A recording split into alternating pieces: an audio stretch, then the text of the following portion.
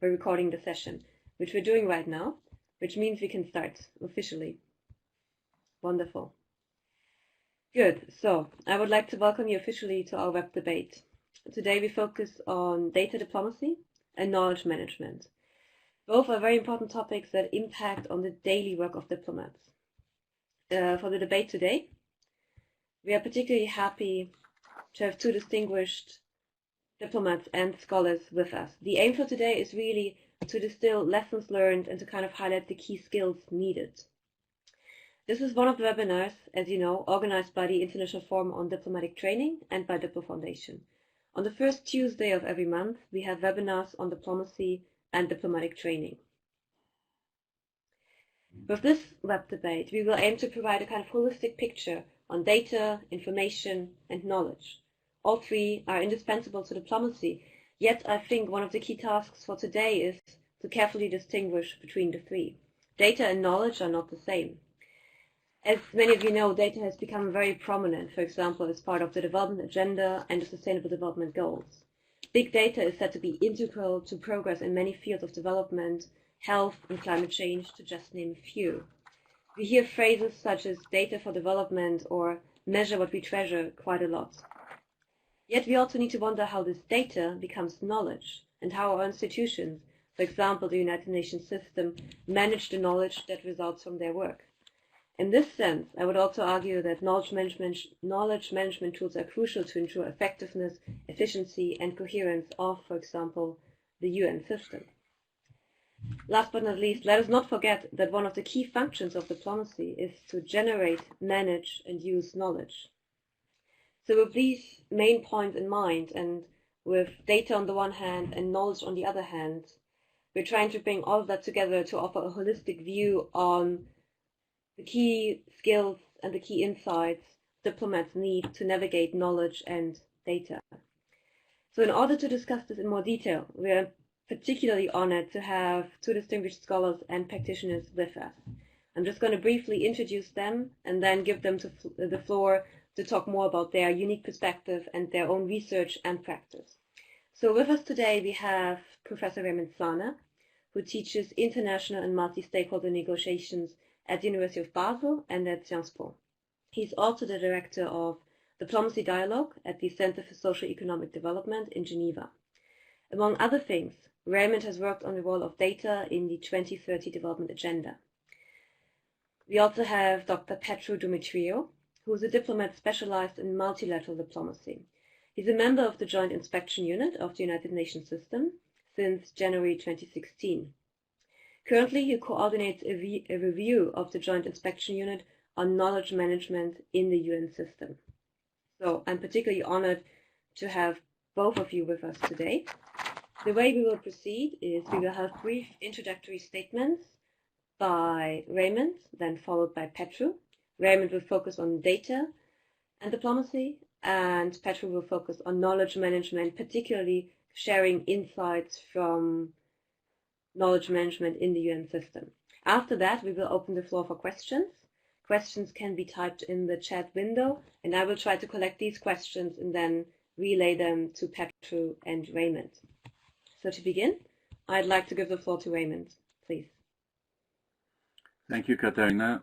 Thank you, dear colleague Petru. And hello to everybody. Bonjour.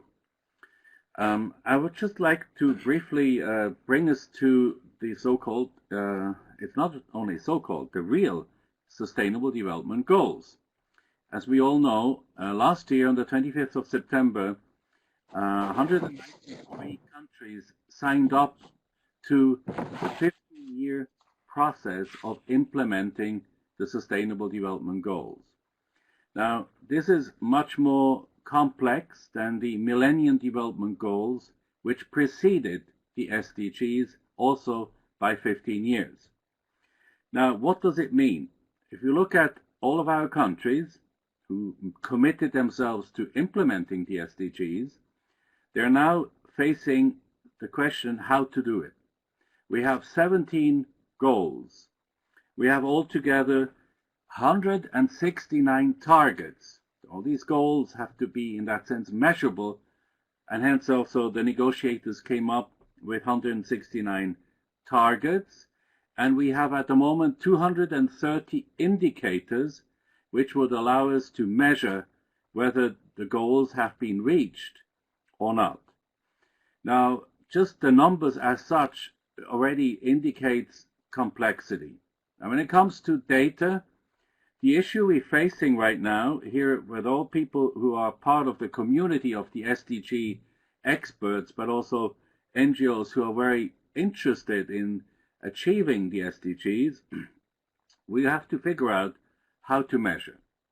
At the moment, there is no set methodology. When the negotiators in New York, and let's remember this was a fantastic negotiation. It was a multi-stakeholder negotiation, not just governments, but governments together with the so-called major groups negotiated the text. So the unfinished business is, for instance, what kind of methodology should countries use as they go through a 4-year cycle. It's voluntary, but still countries express their intention to go and review their achievements every 4 years. What methodology? Also, they agreed to monitoring. To come back to the text, one word kind of got dropped, and that's the word accountability. Accountability, partially, one can understand that if a country, particularly a developing country that doesn't have the resources, neither the money, maybe nor the expertise, doesn't want to be held accountable for something it would have very many difficulties in achieving.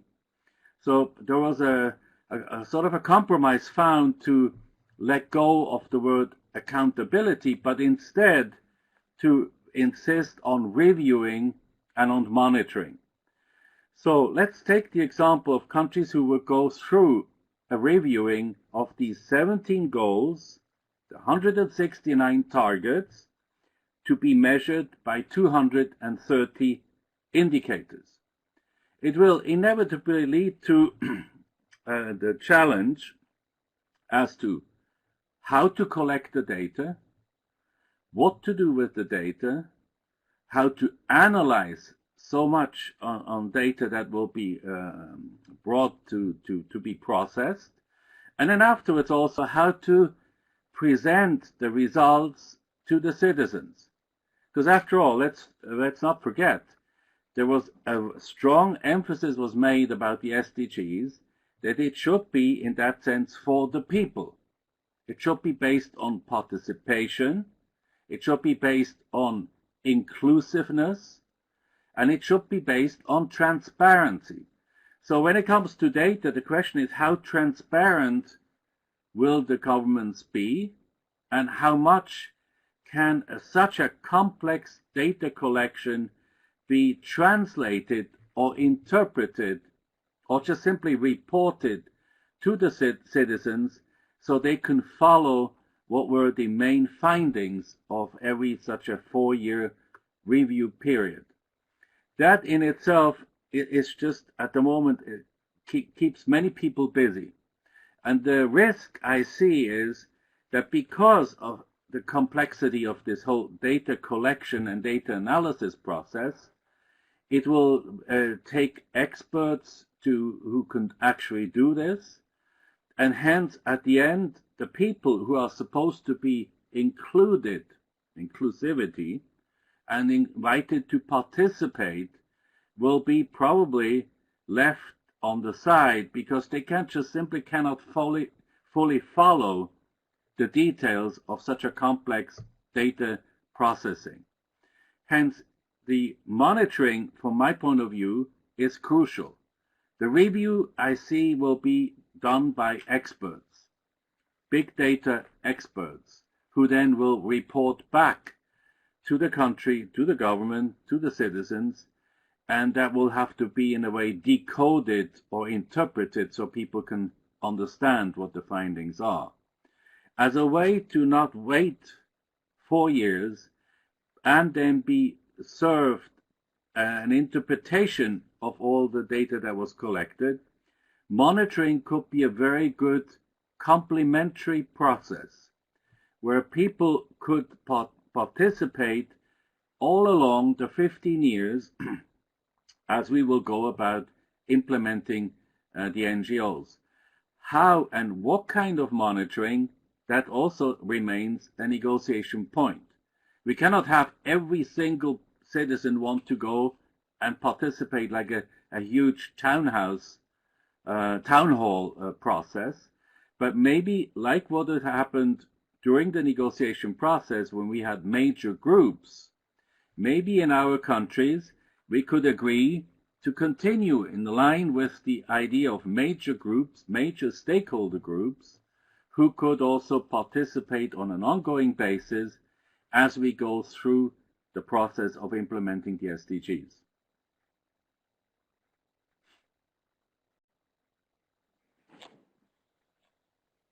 Okay, thank you. Thank you, Raymond. That was a really, really good overview on the SDGs and the whole process and the complexity.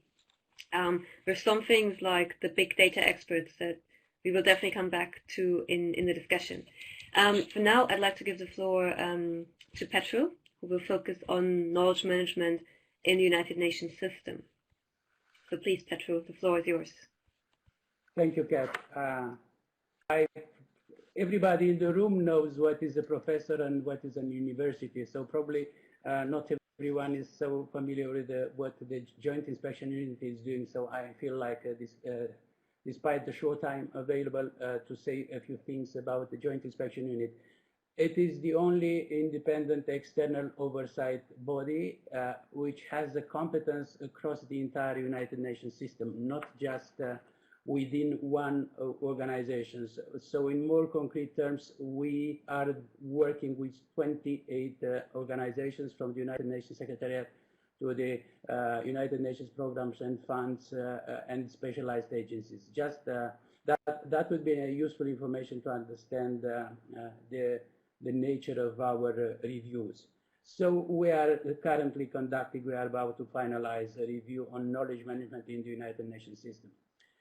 The main difficulty, the initial difficulty was for us to narrow the scope of the review.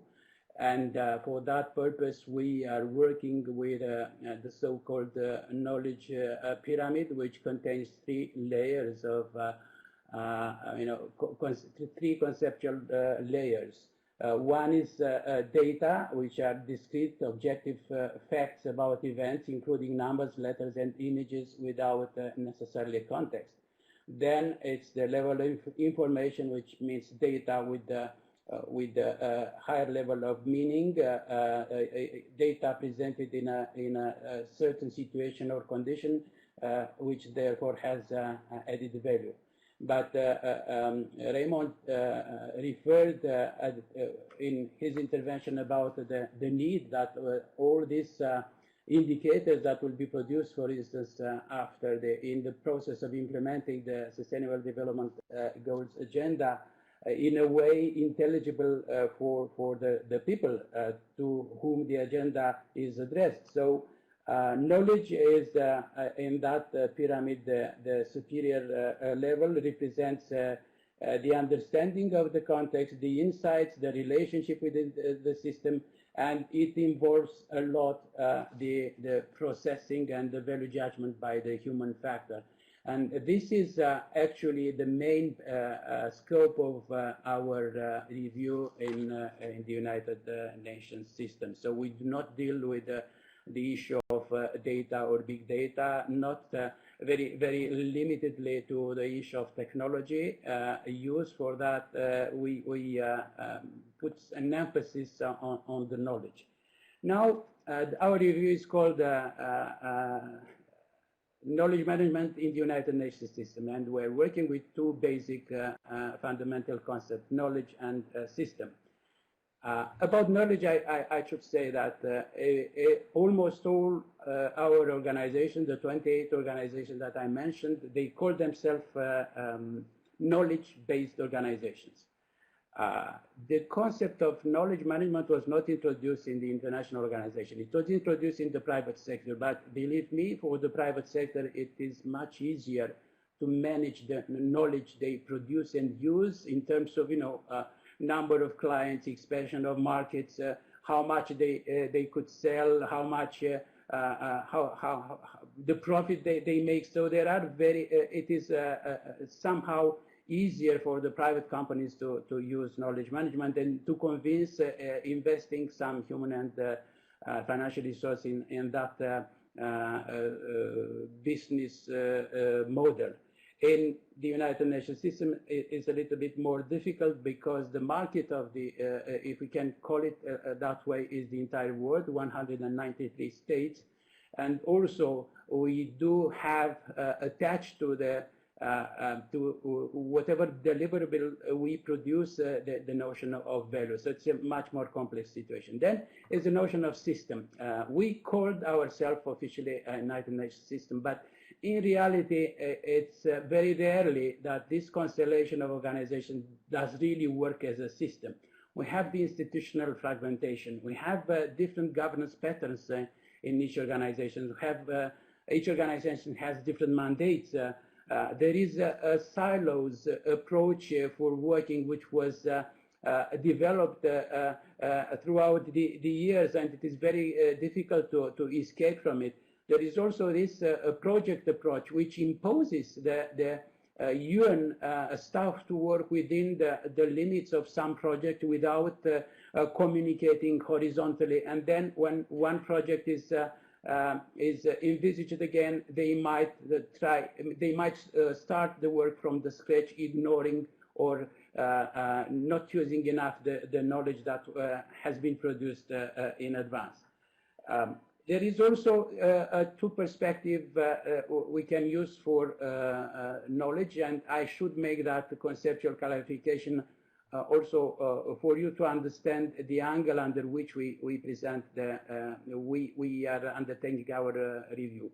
One is knowledge as resource. So we, as knowledge-based organization, we believe that in United Nations this is the main strategic asset, the knowledge that we produce. We are not simple brokers of financial resources from some countries to others. We are not simply executors of humanitarian or development programs. We are conveyors of knowledge, and that is very important. That is so we have to protect the knowledge that we are producing in our organization. Unfortunately, there is this prevalence and emphasis put on the financial resources. It is easy to measure the waste of financial resources or to anticipate the savings in financial resources, but we tend to ignore waste of knowledge, and we tend to ignore that knowledge as such has a price in time spent, in human resources spent, and also in financial resources. Of course, there is this particular difficulty that it is more difficult to measure. Measurability was also mentioned by the previous speakers. That is difficult in whenever we work with these abstract concepts like information, data, and knowledge. And then there is this knowledge seen from the other perspective as a service, the service that we are providing to member states. And this is basically something that would characterize very much the agenda, the new Sustainable Development Agenda. Our report takes on board mainly the knowledge as an internal resource. We place the accent in particular on the human factor. We place an emphasis on engaging the staff in knowledge management, because there is not enough awareness about the importance, the work of each member of the staff of the United Nations on the value and the importance of the knowledge they produce. And there is also this proclivity to somehow start everything from scratch and not valorizing enough what has been already produced. Some of you are familiar with the fact that, for instance, there is a policy of mobility in the United Nations system. People are encouraged to go from headquarters to the field. They are encouraged to go from one organization to another. And in all these circumstances, there are not enough and mature policies to retain knowledge. Same goes for people who retire, and there are no institutional mechanisms for all organizations to retain knowledge from those who leave. And finally, my point, I think, Kat, with a few minutes you gave to us, we could have formulated a number of Twitters and then present our collection of Twitters. It is, and here I come back again to the main subject of Professor Sanner. It is the new agenda. We believe, and this is the whole philosophy of the Joint Inspection Unit in that particular report, that the knowledge can act as an integrated factor, a federating factor for the new holistic and collaborating approach that underlie the new agenda. It is here, we know the number of goals, we know the number of countries, we know the number of targets and indicators. I would add another figure to that particular list of items. It is, for instance, in the Millennium Development Goals, almost 65 entities work for that particular agenda. So, which means it's an indicator, again, about the complexity of the issue. And our report is somehow does a quite comprehensive diagnosis of the current situation, and more importantly, as all the JIU reports are supposed to do, we are making a recommendation across the system, from the United Nations Secretary General to the executive heads of participating organizations and to their governing bodies. I'll be very glad to interact on other, any possible question related to this outline of our reports. Thank you. Thank you, Petru. There was a lot in the presentation so far. I mean, what I pick up from Petru particularly is the difference between data, information, and knowledge, and the fact that the UN system describes itself, and the organizations within the UN system describe themselves as knowledge-based organizations. 2 key points. From here, I think it's really useful to go straight into the questions, and I have 2 major kind of segments of questions. One in particular for Raymond, the other one in particular for Petru. So Stefano Baldi picked up on one of the things that was contained in Raymond's presentation, which was basically the key challenge of the SDGs to involve citizens, to include them in the whole exercise, basically. And so his question relates to the fact that if the data collection is a rather technocratic process, how do we make the switch to keep citizens interested, to keep them involved, and particularly, is there a role for diplomats to kind of maybe even play this kind of translation role?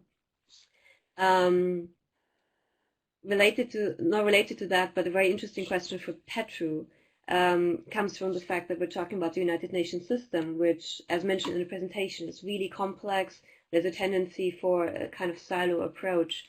So Barbara Rosen-Jacobsen basically asks, is there a way of extrapolating recommendations that are valid for the whole UN system in terms of knowledge management? And also, is there a way of, because that is what your report is doing, issuing recommendations for the whole UN system, and maybe you can elaborate a bit on what are the kinds of recommendations. And then she goes on and kind of says, is there a way of extrapolating these recommendations to diplomatic institutions in general? And then last but not least, a question that is relevant for both of you, which is really important, from Catherine. And she asks, she basically says, it's also important to adapt knowledge to the local context. And I guess both of you can also comment on that question. So maybe Raymond can start on the question of involving citizens and the key role of maybe diplomats in this process. And then Petru can focus on the key lessons from the report and maybe how to extrapolate these key lessons to other diplomatic institutions. How many hours do we have now for the discussion? Let's I mean, as Petru said, maybe we should keep it to the tweet format to get everything in the time. Yeah. I mean, the overarching part is about diplomatic training and how does this relate to it. So I'd like to just add one more piece to my initial presentation. The SDGs, there's also an understanding that the countries will meet in their respective region.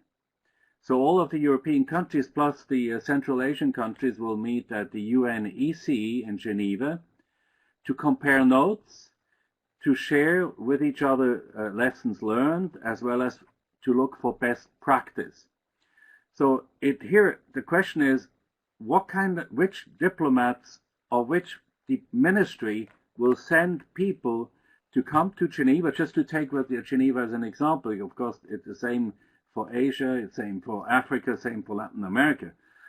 Let's imagine the next meeting here in Geneva, countries will do a bit of show and tell, as they have done this last year in July in New York at the high-level political forum, when 22 countries already made initial presentations as to what they're doing or what they plan to do about the SDGs.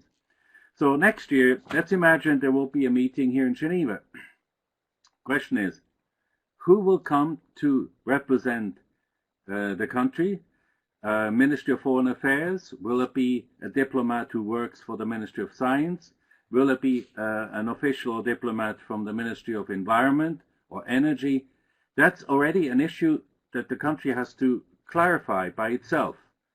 That person would also benefit from having already some understanding as to the complexity of the SDGs.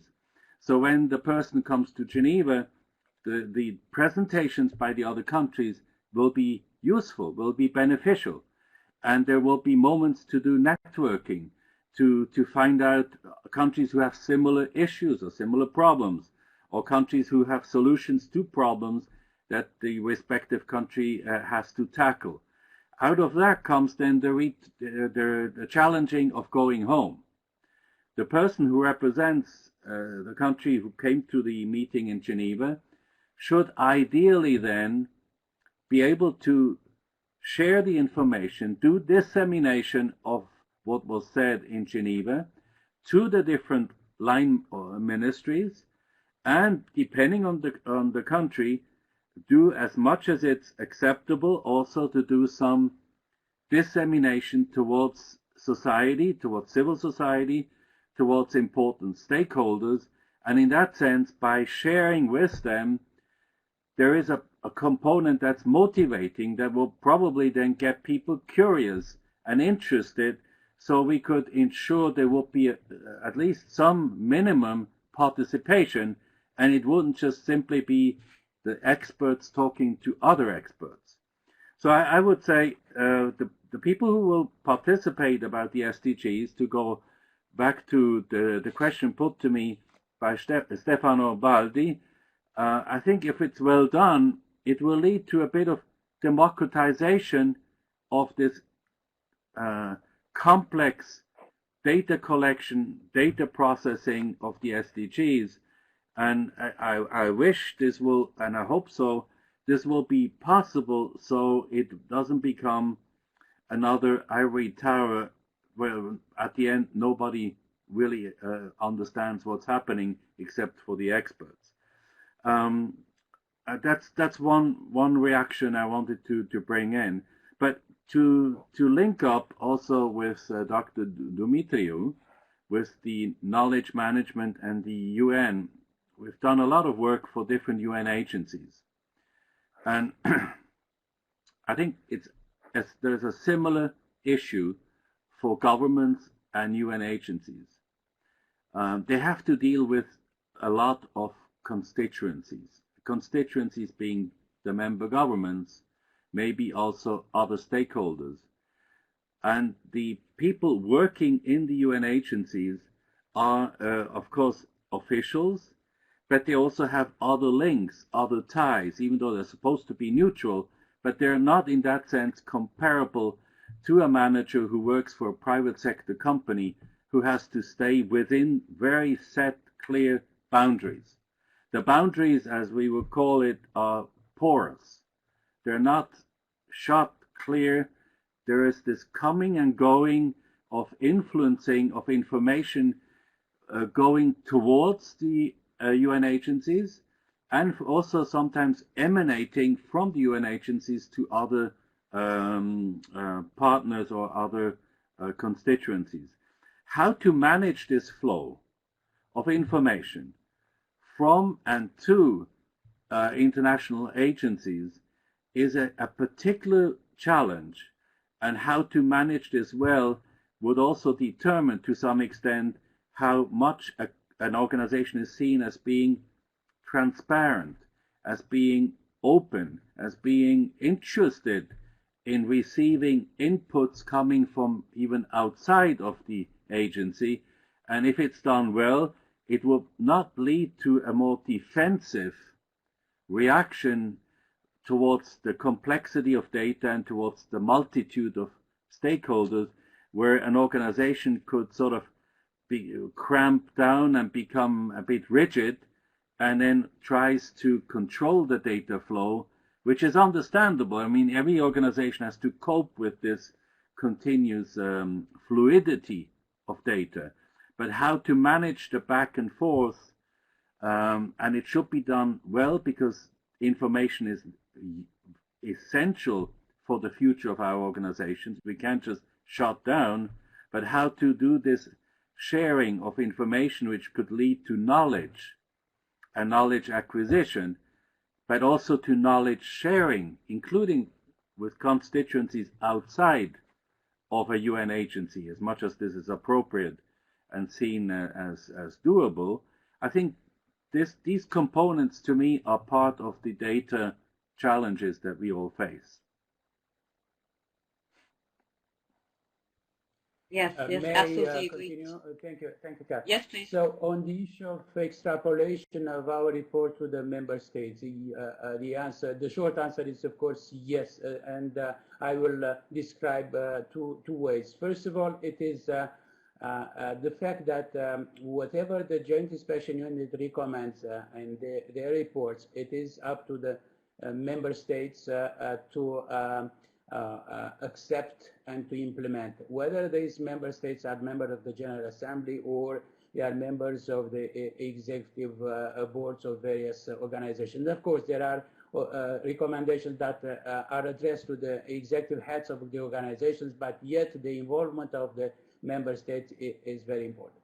Another line of connecting our report with the member states, it is the fact that, as a matter of fact, we address, as Professor Sana said, a similar issue at the level of the United Nations system. With, let's say, the 28th organization we are working with, and in national governments. It is the same huge and without precedent task to make for instance, various cabinet ministers or ministries and departmental agencies working together for a common goal.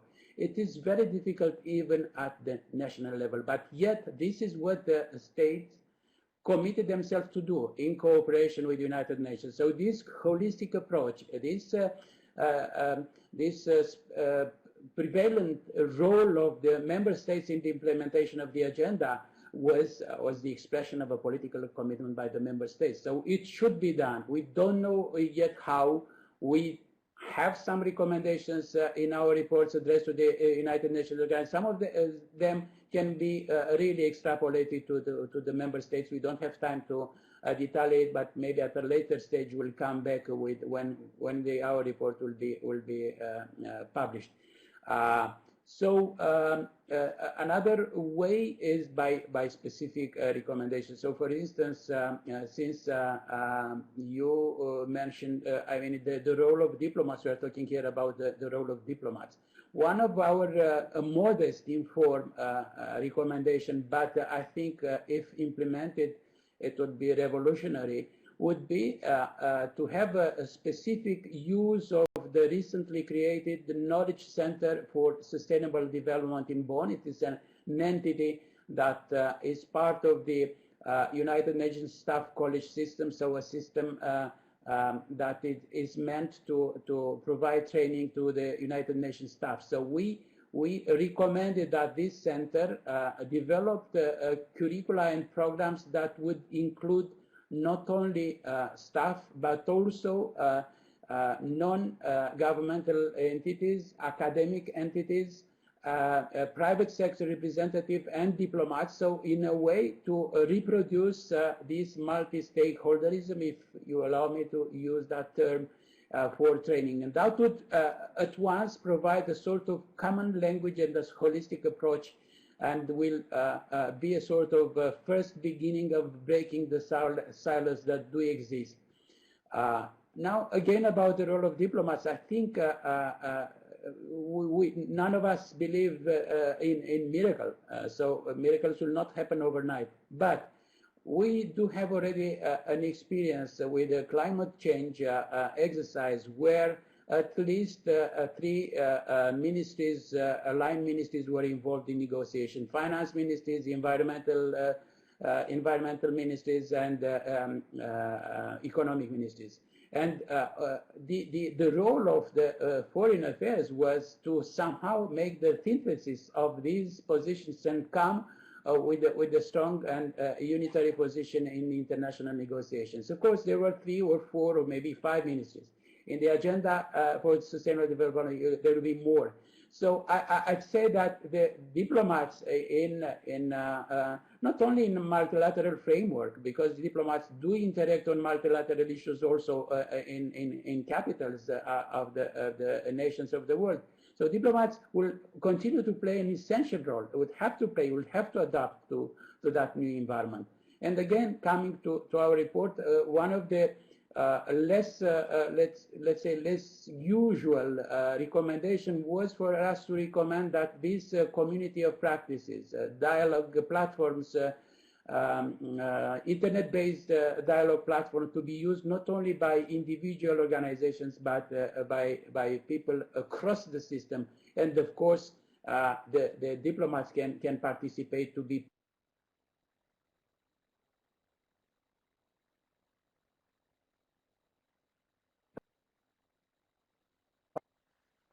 I think we might have lost Petru. Yeah, I think so.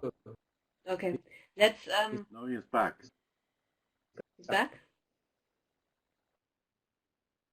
Common exercise. Yes, the initial experiences in knowledge management. Sorry. The initial experiences in knowledge management, we had the.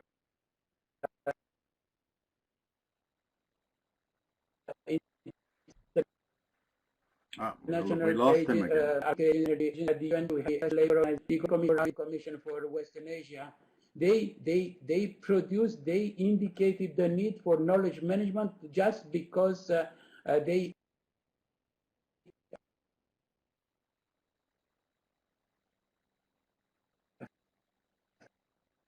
felt like they have to exchange. It's part of among that proposal, we proposed be a sort of recognized and stimulated the skill of the staff of the United Nations. So it's yet another way to improve the current situation.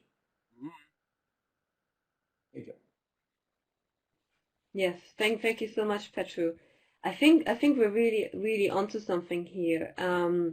Just let me reflect on a couple of things that were said by bringing in a comment from Diplo's director, Dr. Jovan Kobalia.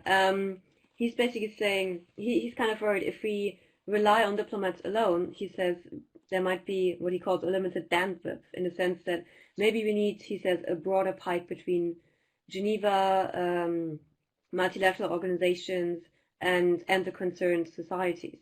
So he says, like, maybe the diplomatic channel is very limited in communicating such concepts.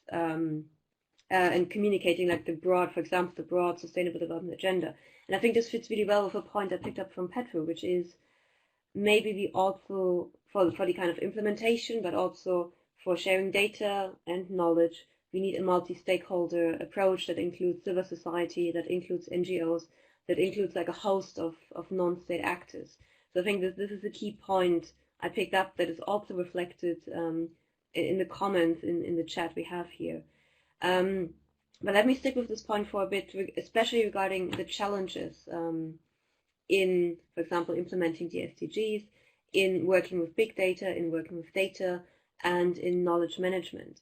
We know from the SDG agenda that one of the key challenges is building statistical capacity in lots of countries, especially developing countries, to, in the first place, to generate the data, to deal with the data appropriately. This is one of the challenges. Another challenge comes in through a comment from the chat. Manji says, talking of knowledge as a strategic asset is important, she says, but what can be done to adopt this approach by diplomats in their function as diplomats, as interacting amongst each other, but also interacting with other sectors? So maybe I would like to ask both of you to reflect a bit on the challenges when we talk about knowledge management and kind of implementing the lessons learned from knowledge management in the United Nations system, for example. What are the kind of challenges we're talking about when we talk about data in connection with the SDGs, statistical capacity, and specifically, what is the role of diplomats in addressing these challenges? Maybe what is the changes in mindset required? What are institutional changes required? So it would be good if you could comment on these kind of challenges. Maybe we start with Petru and then go to Raymond.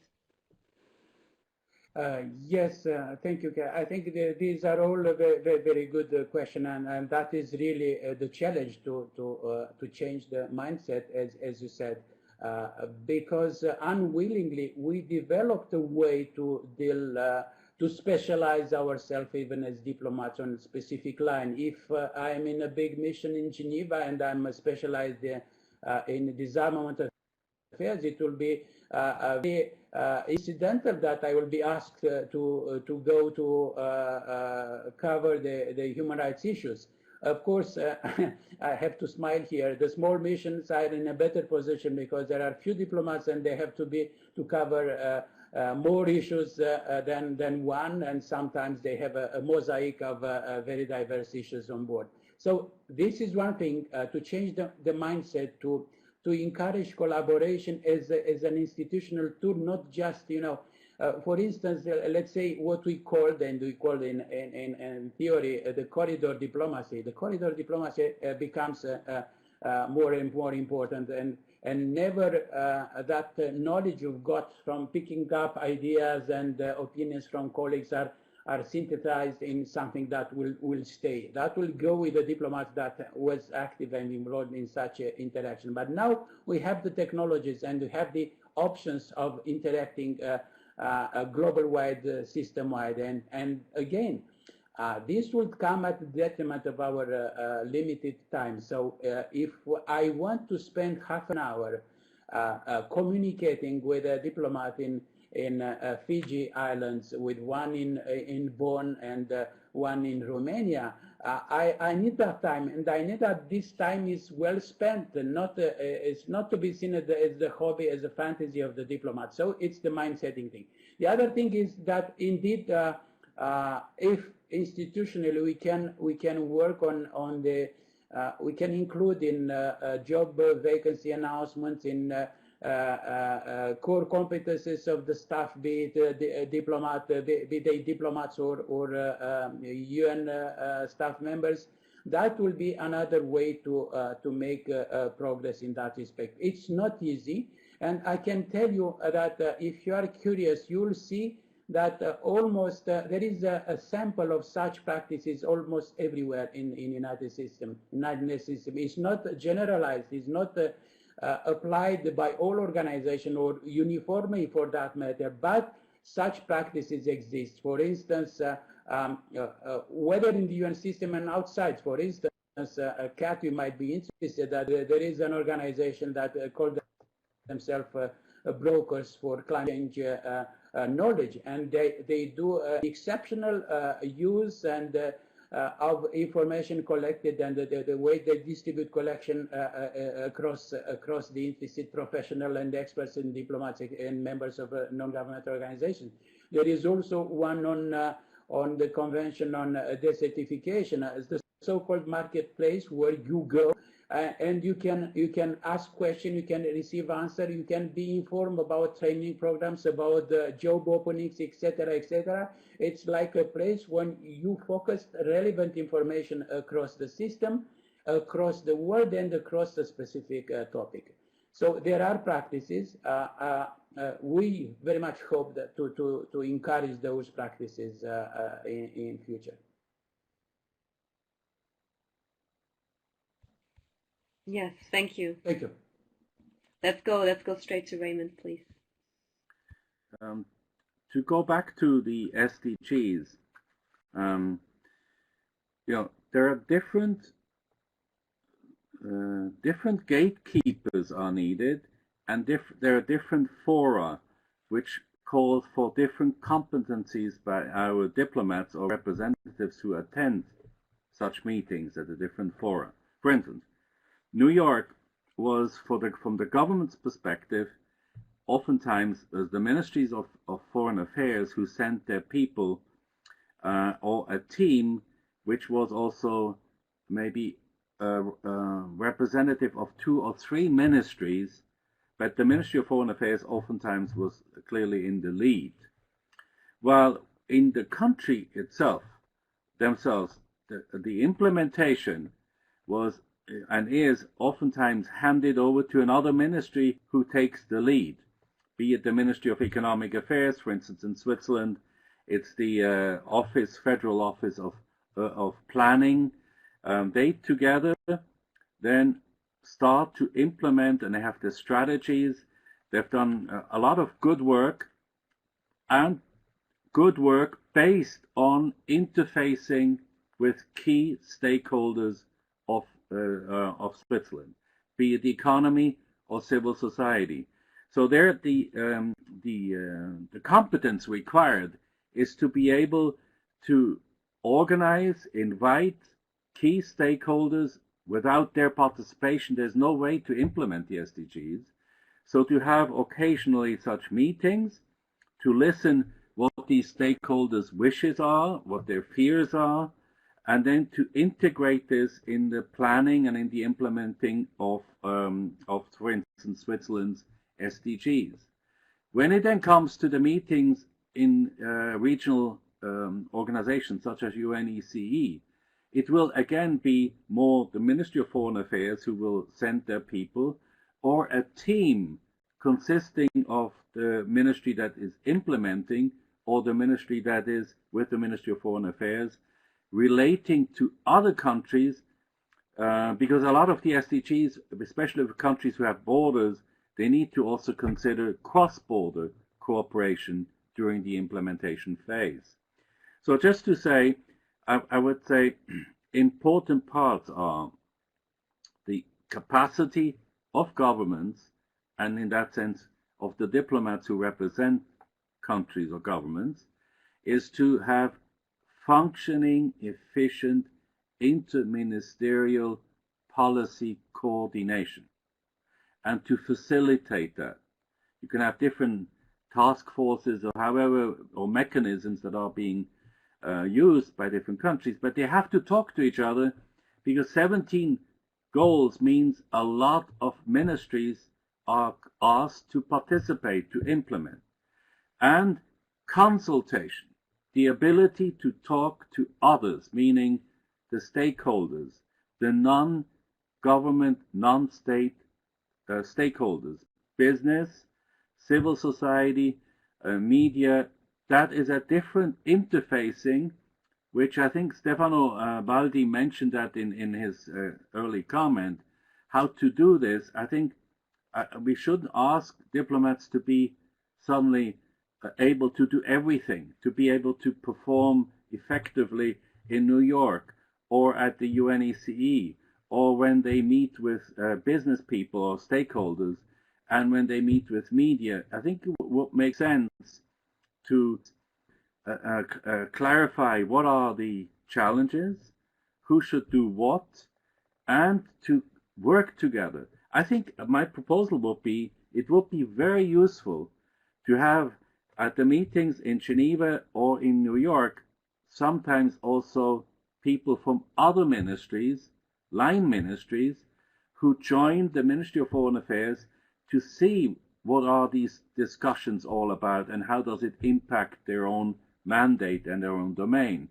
And the same way, it would be good for the Ministry of Foreign Affairs to occasionally participate in the domestic negotiations and discussions with the business people as well as the civil society and the political party representatives, and to learn and to see how much things are interdependent, interconnected. And when it comes to negotiation, of course, where could concessions maybe be made or offered in exchange for getting concessions in another domain, in another field.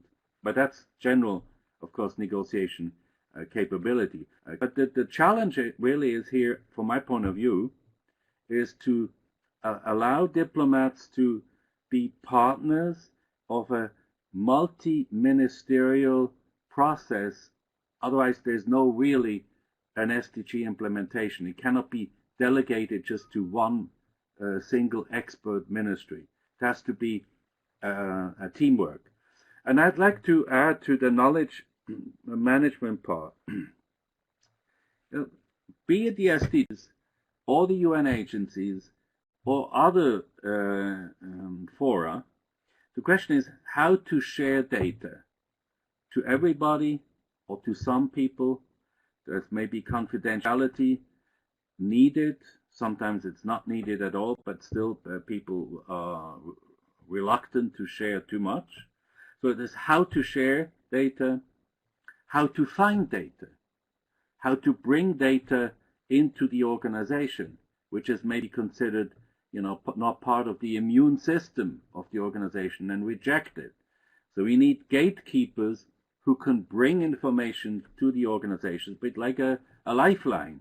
It's new ideas, maybe critical ideas, but some things that the organization could benefit by at least addressing it and taking note of it. And how to create data. How to create data. We need to continuously evolve, change, adapt. And for this, we also need to create new data to face all the different challenges that are awaiting us in the future.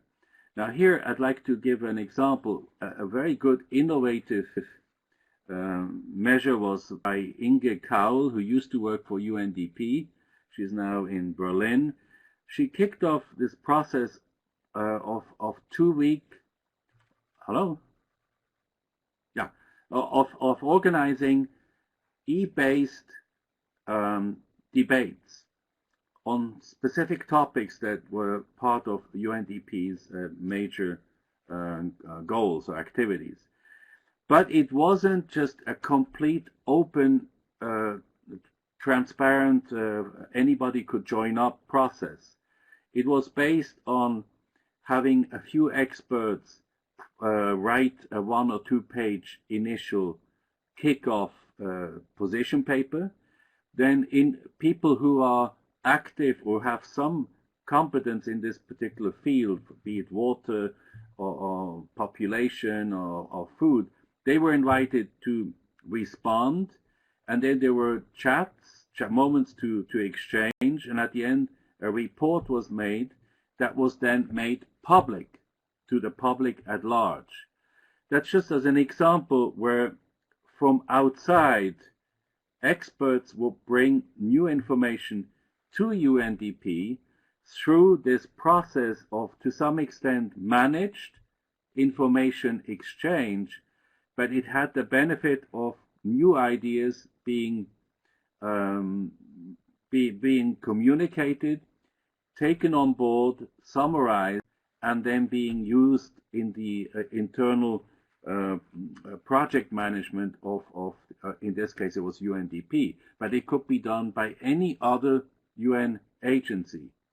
And some are more open to this than others. Some don't want the idea to have an exchange with people outside of their organization for maybe fears of influence or being told that they shouldn't engage in such exchanges. For me, this is too old to fend off the environment and to stay as a silo. It's not just knowledge management is not only internal knowledge to be shared and to be created. It should also be through gatekeepers that information from outside enters an organization, is used, rejected, transformed, whatever, but there should be a give and take, a moving of information from the environment to the organization that then makes best use of the additional, maybe new ideas that have been contributed from by people outside of the organization. So I see that's my summary. That's my summary. Yeah.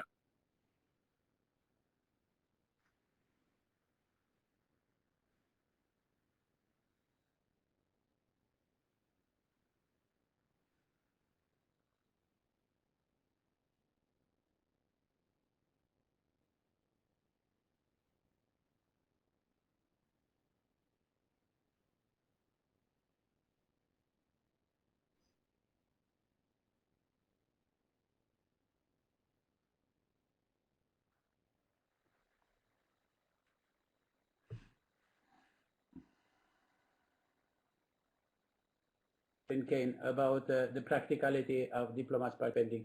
Yes, the diplomats can participate in knowledge platform provided that they will find answers to their questions. So it's an analogy between going for a walk and buying something that fell under your eyes, and it's about going to the market to buy a specific project. So if you find your answers and good ideas in the platform, you'll go there and you'll be efficient by spending your time.